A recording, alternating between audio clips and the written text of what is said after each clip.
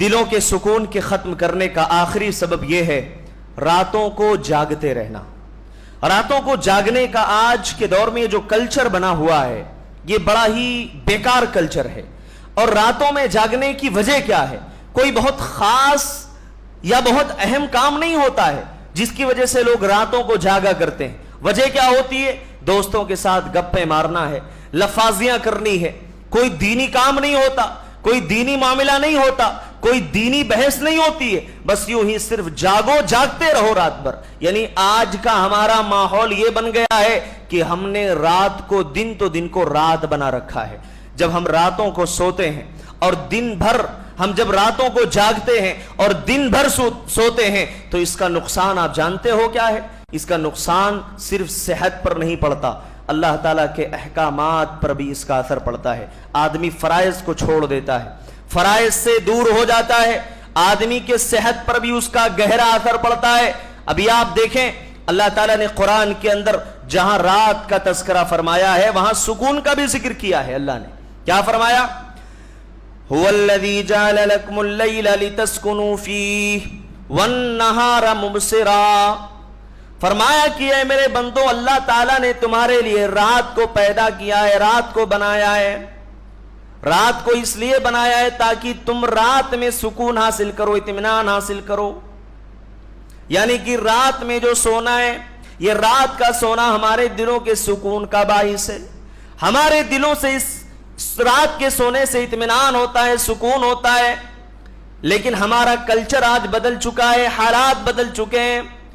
راتوں کو جاگ کر ٹیلی ویژن پر رہنا، موبائل فون پر رہنا، راتوں کو بیدار رہ کر اپنے آپ کو دنیا کے فتنے میں مبتلا رکھنا، میرے بھائیو یہ دلوں سے اطمینان کو، سکون کو ختم کرنے کا بنیادی سبب ہے، بہت ہی بنیادی سبب ہے۔ آج شہروں کے آپ جائزہ لے لیں بڑے بڑے شہروں کا، آج حالات کیا ہے وہاں پر۔ ابھی حالات تو یہ رمضان کا مہینہ تھا، راتوں میں دیر تک، تاخیر تک جو ہے لوگ، یعنی کہ صبح فجر تک، بلکہ فجر کے بعد تک بھی دکانیں ماشاءاللہ کھلی ہوئی ہیں، جاگ رہے ہیں، ہے نا، مارکیٹ اور بازار سجے ہوئے ہیں، سونے کا لوگ نام نہیں لے رہے ہیں۔ اور یہی حالات رمضان کے بعد بھی یہی حالات، نوجوان نکڑوں پر، چورستوں پر ادھر ادھر بیٹھے ہوئے ہیں۔ کیا، کس چیز کے لیے بیداری ہو رہی؟ کلبوں میں، نائٹس کلبوں میں، ڈانس کی جگہوں میں جہاں شراب نوشی ہو رہی ہے، جہاں بے حیائی ہو رہی ہے، وہاں جانا یا فضول میں جو ہے ادھر ادھر پھرنا، اپنے وقت کو ضائع کرنا، اور اسی طریقے سے نوجوان غلط چیزوں کا عادی بنا کر، نشے کا عادی بنا کر اپنے آپ کو ہلاک و برباد کرنا، یہ اپنے مستقبل کے لیے بھی خطرہ ہے، دلوں سے اطمینان بھی ختم ہو جاتا ہے۔ یہ بات آپ یاد رکھیے میرے بھائیوں۔ تو اسی لیے اللہ تبارک و تعالیٰ نے رات کو بہت بڑی نعمت کہا، فرمایا کہ قل ارأیتم من جعل اللہ علیکم النہار سرمدا الی یوم القیامہ، فرمایا کہ اے میرے نبی آپ پوچھئے کہ تمہارا کیا خیال ہے اگر اللہ تبارک و تعالیٰ قیامت تک کے لیے صرف دن ہی دن کر دے، رات ہی نہ آئے۔ فرمایا من یأتیکم من الہ غیر اللہ، کون ہے اللہ کے سوا، یأتیکم بلیل، جو تمہارے لیے رات لے کر کے آئے۔ اللہ نے یہاں لیل کے لیے نکرہ استعمال کیا، یعنی معمولی سی بھی رات لا کر کے کوئی دکھا دے، معمولی سی بھی رات تمہیں لا کر کے دے دے کہ آرام کر لو، یہ رات آ چکی ہے، ایک لمبی رات تو چھوڑ دو، یہ معمولی سی رات بھی کوئی لانے پر قادر نہیں ہے اگر اللہ تعالیٰ قیامت تک کے لیے صرف دن ہی دن بنا دے۔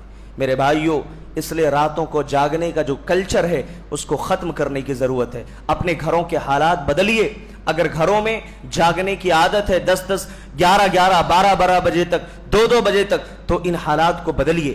رات کا کھانا جلدی کھائیے اور عشاء کی نماز کے فوری بعد سونے کی کوشش کریے، اور اس اصول پر آپ عمل کرنے کی کوشش کریں، ورنہ یاد رکھیں کہ اس جاگنے کا بھیانک نتیجہ صرف آپ کو ہی نہیں، آپ کی آنے والی نسلوں کو بھی بھگتنا پڑے گا، اور وہ نتیجہ آج بیماریوں کی شکل میں، بے چینی کی شکل میں، بے اطمینانی کی شکل میں ہم اور آپ اپنے آنکھوں کے سامنے دیکھ رہے ہیں۔ اس لیے ابھی بھی وقت دور نہیں ہے، ابھی بھی بہت حالات برے نہیں ہوئے، ابھی بھی حالات کو سدھارا جا سکتا ہے۔ اللہ تعالیٰ سے دعا ہے اللہ رب العالمین ہم سب کو کہنے اور سننے سے زیادہ عمل کی توفیق نصیب فرمائے۔